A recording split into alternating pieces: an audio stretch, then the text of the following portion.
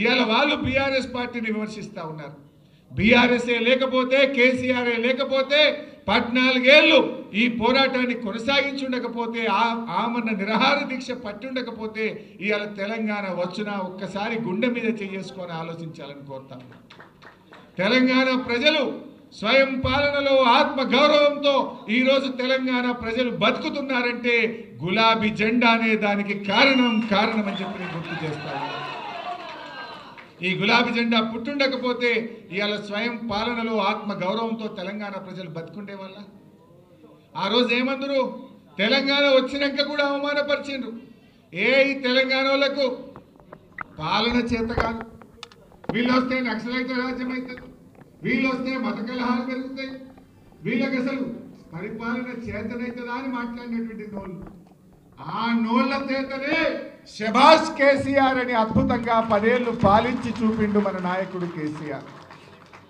ఎంత అద్భుతంగా జరిగిందో కూడా మీకు తెలుసు. రాష్ట్రంలో 10 ఏళ్లలో ఏ రంగంలో చూసినా తెలంగాణ దేశానికి మార్గదర్శకంగా నిలిచింది. ఆనాడు కేసీఆర్ అభివృద్ధిలో ఈ రాష్ట్రాన్ని అగ్రగామిగా నిలిపితే ఈనాడు రేవంత్ రెడ్డి అబద్ధాలలో అగ్రగామిగా ఈ రాష్ట్రాన్ని నిలుపుతా ఉన్నాడు. కేసీఆర్కు రేవంత్ రెడ్డికి తేడా ఏంటంటే అభివృద్ధిలో కేసీఆర్ అగ్రగామి, అబద్ధాలు ఆడడంలో రేవంత్ రెడ్డి అగ్రగామిగా నిలిచింది.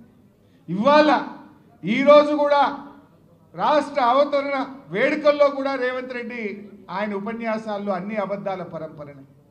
ఇవాళ ఆయన మాట్లాడుతూ అంటాడట, మహిళలకు 21,000 కోట్ల రూపాయల వడ్డీ లేని రుణం ఇచ్చిన అంటాడట. ఇచ్చినావా రేవంత్ రెడ్డి? నేను సవాల్ విసురుతున్నా, నువ్వు 21,000 కోట్ల వడ్డీ లేని రుణం ఇచ్చినట్టు జీవో చూపించు, ఆధారం చూపించు, నేను రాజీనామా చేయడానికి సిద్ధంగా ఉన్నా. నువ్వు ఇచ్చింది 21,000 కోట్లు వడ్డీతో కూడిన రుణాలు ఇచ్చినావు తప్ప అక్క చెల్లెలకు వడ్డీ లేని రుణాలు ఇవ్వలేదు. ఆ అక్క చెల్లెలను మోసం చేసినావు నువ్వు. ఇవాళ ఆయన మాట్లాడుతుండు 60,000 ఉద్యోగాలు ఇచ్చిన నోటిఫికేషన్లు చూపి, నీ ప్రభుత్వం వచ్చినాక ఉద్యోగాలకు 60,000 ఉద్యోగాలకు నువ్వు నోటిఫికేషన్లు ఇచ్చినట్టు చూపి రేవంత్ రెడ్డి. నువ్వు ఇచ్చింది కేవలం 10,000 మాత్రమే.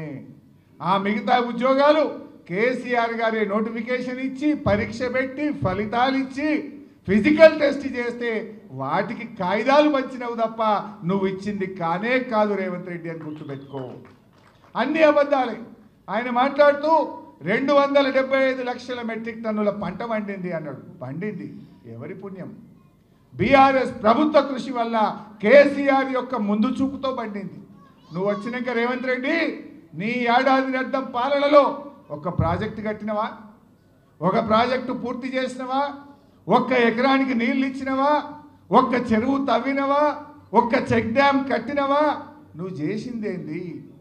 ఇవాళ 275 మెట్రిక్ టన్నుల పంట పండిందంటే అది బీఆర్ఎస్ 10 ఏళ్ల కృషి అని చెప్పి ఈ రాష్ట్ర రైతాంగానికి తెలుసు.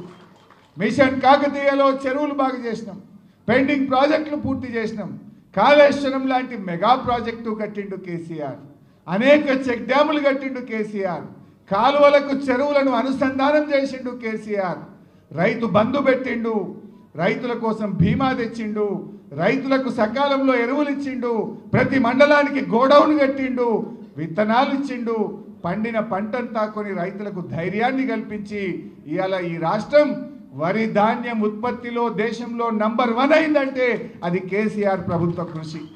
నువ్వు 275 లక్షల మెట్రిక్ టన్నుల పంట పండింది అంటున్నావు. ఏం చేసినావు రైతులకు ఒక్కటి చెప్పు. ఒక చెరువు తవ్వితేవా? ఒక ప్రాజెక్టు పూర్తి చేస్తేవా? ఒక ఎకరానికి నీళ్ళు ఇస్తేవా? నువ్వు చేసిందేమున్నది? రైతు బంధు ఎగ్గొట్టినవు, రైతు బీమా బంధు పెట్టినవు. నువ్వు చేసిందేముంది? చారాణ రుణమాఫీ చేసినావు, బారాణ రుణమాఫీ ఎగ్గొట్టినవు. ఇంతకు మించి నువ్వు రైతులకు చేసిన ఒక్క మంచి పని ఉంటే చెప్పు. రైతులు మొలకెత్తుతుంటే ధాన్యపు కుప్పల మీద గుండాగి రైతులు చనిపోతుంటే నువ్వు అందాల పోటీల్లో మునిగి తేలినవు రేవంత్ రెడ్డి.